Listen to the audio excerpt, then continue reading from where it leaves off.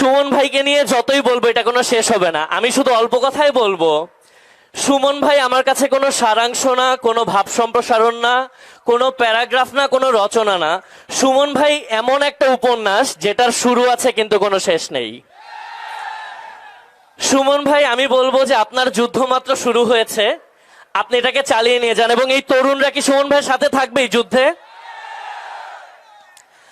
সুমন ভাইকে নিয়ে আরেকটা কথা বলার সাহস আমি করতে চাই। এটা হচ্ছে, আমার কাছে মনে হয় ক্ষমতা দিয়ে অনেক কিছু করা যায়, কিন্তু ক্ষমতার সাথে যখন সৎ সাহস, অনেস্টি এবং হার্ড ওয়ার্কের ব্যাপারটা যুক্ত হয়, এই ব্যাপারটা আসলে ক্রেজি লেভেলে চলে যায়। এবং সুমন ভাই সামনের 5 বছর সহ উনার এই জীবদ্দশায় উনি এমন কিছু করবেন যেটা শুধু বাংলাদেশ না, পুরো বিশ্ববাসী এটা সাক্ষী হবে ইনশাল্লাহ।